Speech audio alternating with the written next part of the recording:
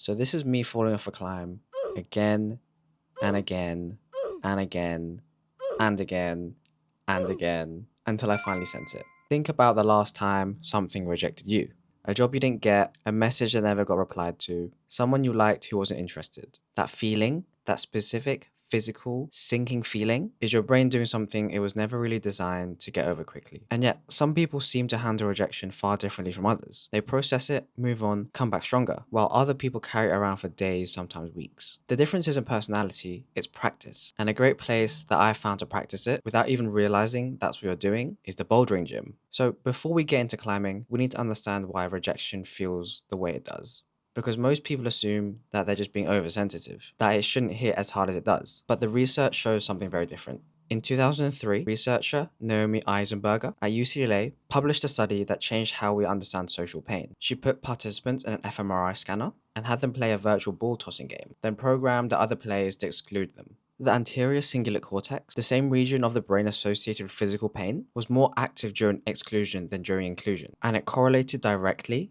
with how much distress participants were feeling. Not metaphorically similar, not a loose analogy. The researchers concluded that social pain is analogous to physical pain, alerting us to when we have a sustained injury to our social connection. And a follow-up study in 2011, published in the Proceedings of the National Academy of Sciences, took this one step further. When rejection was powerfully triggered by having people who'd recently gone through a breakup look at a photo of their ex, areas supporting the sensory components of physical pain became active, not just the emotional ones. Which means when someone's telling you to get over rejection, they are basically neurologically telling you to ignore a broken arm. Dramatic, but a similar analogy. The pain is real. The brain isn't being dramatic. The tendency to feel rejection may have developed as a defense mechanism. Our need for social connection is fundamental for survival, that the brain treats its absence as a physical threat. So here's a problem with that evolutionary wiring in 2026. Rejection used to be very rare. Your social circle was very small. Your brain evolved for a world where exclusion happened occasionally, not a world where you can be ignored by 10, 15 people before you even have breakfast in the morning. Dating apps, job applications, social media, content you made that nobody engaged with, a message left unread. Every one of those experiences is running through the same neural alarm system that evolved to register physical threat. And here's what makes it worse. Modern life has simultaneously increased the frequency of rejection while removing almost every opportunity to develop a tolerance for it. You can order food without speaking to anyone. You can date without necessarily approaching anyone. Work remotely without facing anyone. Every friction point that used to build low-level resilience has now been engineered away. The result is a generation experiencing more rejection than any before it, across more channels, more frequently, with fewer opportunities to build the psychological tolerance that makes it manageable. And this is where the wall comes in.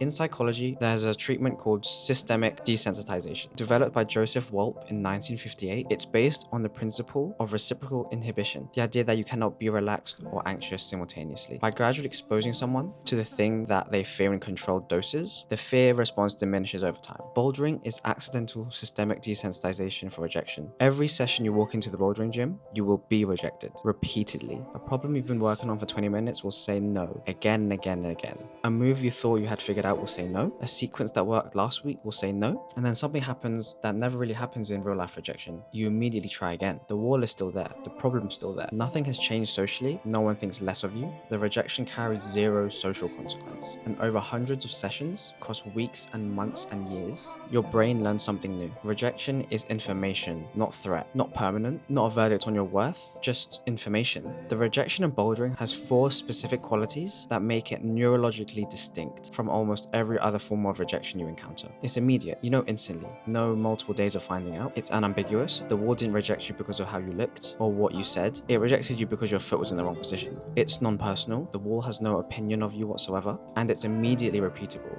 You can try again in seconds rather than months. And those 4 qualities together create a rejection experience that your brain can actually learn from, rather than one it has to survive on. Stanford psychologist Carol Dweck spent decades researching how people interpret failure. Her conclusion was that the single most important variable wasn't intelligence or talent or effort, it was mindset. Students with a growth mindset, the belief that ability can be developed, consistently outperform those with a fixed mindset, the belief that ability is innate and unchangeable. People with a fixed mindset interpret failure as evidence of who they are. I failed because I'm not good enough. People with a growth mindset interpret failure as information about what to do next. I haven't found the right approach yet. Bouldering forces a growth mindset by design. You cannot maintain a fixed mindset about a problem you've been trying 40 times without sending. At some point, the evidence becomes overwhelming and you are getting closer with each attempt. The problem that felt impossible months ago is now your warm-up. and the research confirms this directly. A multi-center randomized controlled trial involving 233 people with depression found that bouldering psychotherapy significantly improved self-efficacy, your belief in your ability to handle challenges, compared to both home-based physical activity and cognitive behavioral therapy.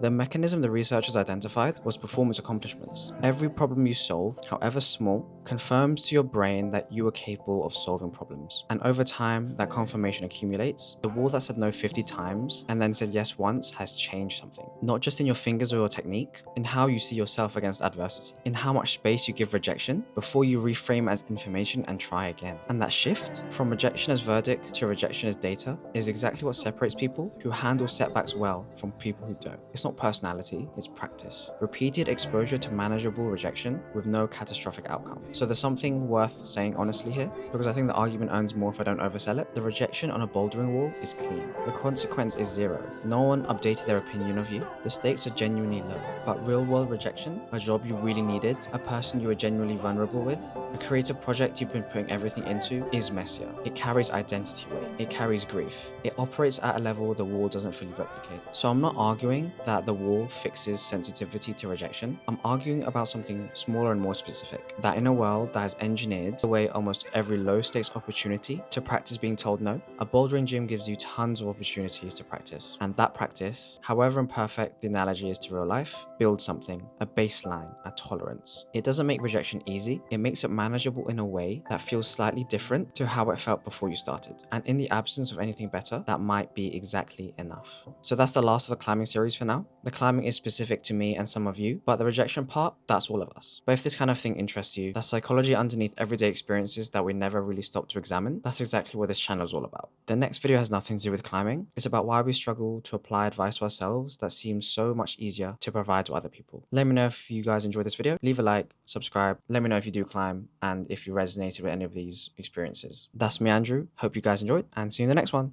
Peace.